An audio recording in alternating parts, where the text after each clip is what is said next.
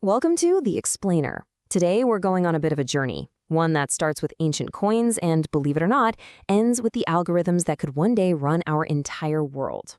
It's quite a story. So let's jump right in with this pretty wild idea.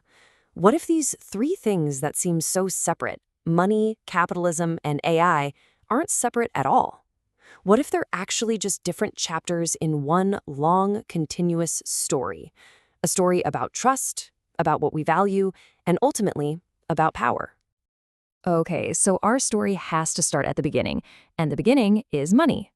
But here's the twist. We're not talking about a physical thing. We're talking about an idea, a complete revolution that happened inside our own heads.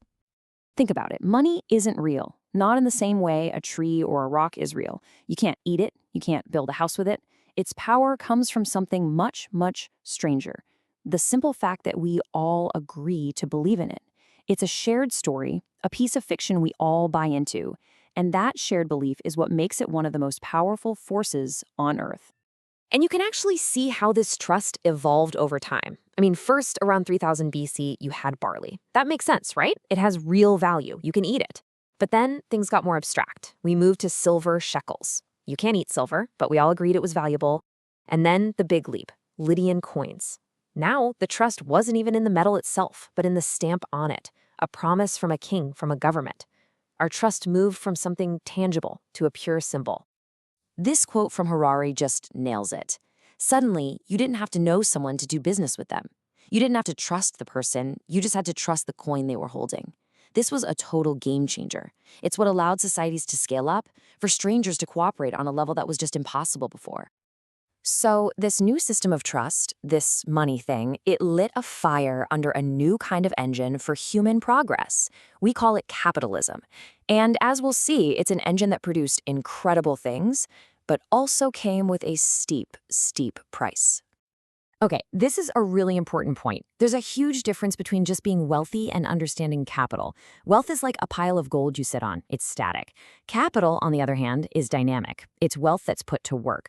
The whole idea, the ethic of capitalism, is that you don't just sit on your profits. You have to reinvest them to make even more profits, to make the whole economic pie bigger and bigger.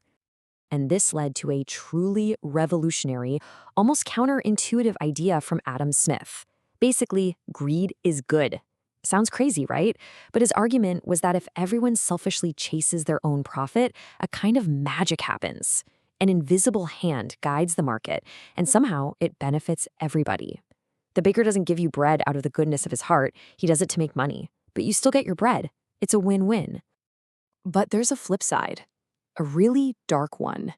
The source material we're looking at makes it crystal clear that when that pursuit of profit goes completely unchecked, the results can be horrifying. When growth is the only thing that matters, you get what's described as cold indifference coupled with greed. And that kind of thinking has been used to justify some of the worst atrocities in human history. We're talking about millions and millions of lives lost in the name of profit. Okay, so that brings our story all the way to today, to right now. And we're standing on the edge of a new revolution, one that might just be bigger than money and capitalism combined.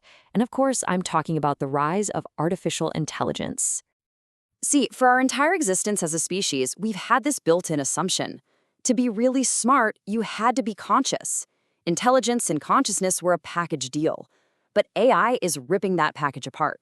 We are now building things that are incredibly intelligent. They can solve problems better than we can, but they don't feel anything. There's no subjective experience, no lights on inside. And that leads to this really stark realization.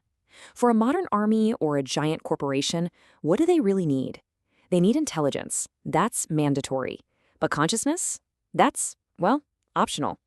The parts of us that feel, that worry, that love, from the system's point of view, they're starting to look like bugs, not features.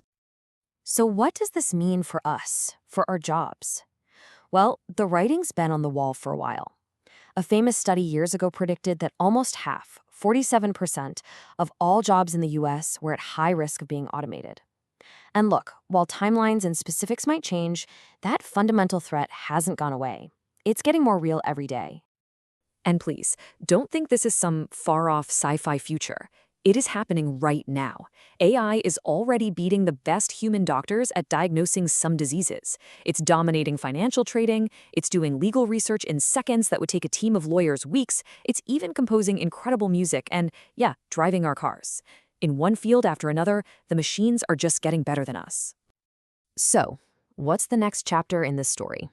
What happens when the system we've built, based on money, capitalism, and now AI, starts to question the economic value of, well, us? The source material lays out a pretty chilling three-step process here. Step 1, humans become useless economically and militarily. Step 2, because we're useless, we hand over authority to the algorithms that are making all the smart decisions anyway.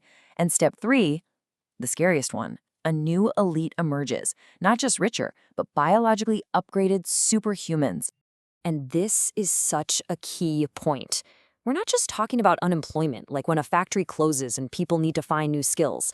We're talking about the potential rise of an unemployable class.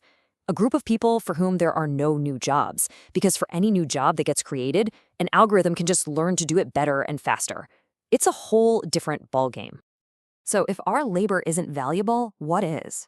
Well, according to this view, the most valuable thing you and I have left to offer is our data. Think about that. Our role in the economy is shifting from being the producer or even the customer to being the product. We are the raw material being mined 24/7 by these massive tech giants. 62. That's not a big number. But back in 2016, that's how many people you needed to gather in a room to equal the wealth of the poorest half of the entire planet. That's 3.6 billion people. The concern now is that AI and biotech won't just widen that economic gap. They could turn it into a biological chasm. And how could that possibly happen? Well, think about the goal of medicine. For the last century, medicine has been about healing the sick. Its goal was to bring everyone up to a normal, healthy baseline. But what if the focus of 21st century medicine shifts? What if it becomes about upgrading the healthy, giving the rich and powerful cognitive enhancements, longer lifespans? It stops being about equality and starts being about giving an elite few an unbeatable edge. And that leaves us with this final and maybe most unsettling question. We're entering a world where algorithms can track our every click, our heart rate, our gaze. They can know our political leanings, our deepest desires, maybe even better than we know them ourselves. So, if an algorithm knows you better than you know yourself, who's really making the decisions? Who's actually in control?